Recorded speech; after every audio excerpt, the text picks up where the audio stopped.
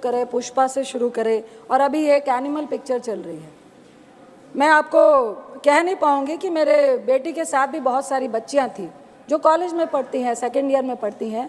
आधी पिक्चर में उठ के रो के चली गई कि इतनी आखिर हिंसा और इतना वायलेंस और महिलाओं के साथ डिसरिस्पेक्ट को जस्टिफाई करना पिक्चरों के द्वारा, मुझे लगता है कबीर में जिस तरह वो अपनी वाइफ को ट्रीट करता है और इस मूवी में जिस तरह से वाइफ को ट्रीट करता है और लोग और समाज और पिक्चर भी उसको जस्टिफाई करते दिखा रही है, ये बहुत ही सोचनीय विषय है। दूसरा, युवाओं पे सभापति जी बहुत सारे ऐसे एग्जाम्पल्स हैं कि इन पिक्चरों का, इन वायलेंस का और गलत नेगेटिव रोल को हीरो की तरह पेश करने में हमारे आज के खासकर 11वीं और 12वीं के बच्चे इनको रोल मॉडल मानने लगे हैं। कई इस तरह की हिंसा हमें समाज में देखने को मिल रही है जो एग्जाम्पल और जो उदाहरण वो पिक्चरों से लेकर आते हैं।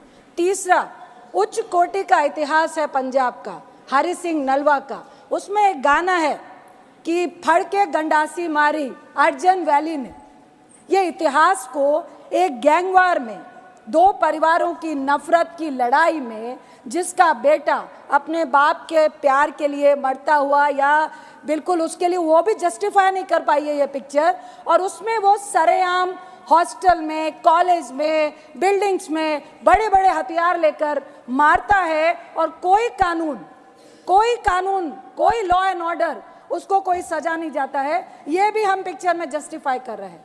जहाँ तक अर्जन वैली का सवाल है उपसभापति जी, हरि सिंह नलवा जो कमांडर इन चीफ थे सिख फौज के, जिन्होंने मुगलों के खिलाफ, जिन्होंने अंग्रेजों के खिलाफ उनकी बढ़ती हुई सत्ता को रोकने के लिए लड़ाई लड़ी थी, उनका बेटा था अर्जन सिंह नलवा, जो पाकिस्तान के गुजरा से, वो जब पूरा इंडिया हमारा एक साथ था और उन्होंने कई मुसलमानों को 1947 में बचाने का काम किया था।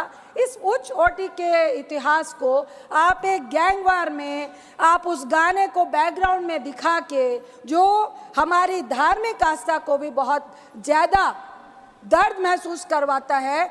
गुरु गोविंद सिंह जी जो सिखों के 10वें गुरु हैं, वो जब मुगलों से लड़ाई लड़ रहे थे, उन डाडी फोक, एक डाडी फोक होता है जिसके तहत आप एक फोक सॉन्ग के तहत अपनी फौज को जोश पैदा करते हैं। सर मेरा एक ही सवाल है, 30 सेकंड माइक ऑन कीजिए please sir. Thank you sir. Sensor board ऐसी पिक्चरों को बढ़ावा कैसे दे रहा है और किस तरह से ऐसी पिक्चरें पास होके आती हैं जो हमारे समाज के लिए बीमारी है? ऐसी पिक्चरों का कोई भी स्थान हमारे समाज में नहीं होना चाहिए।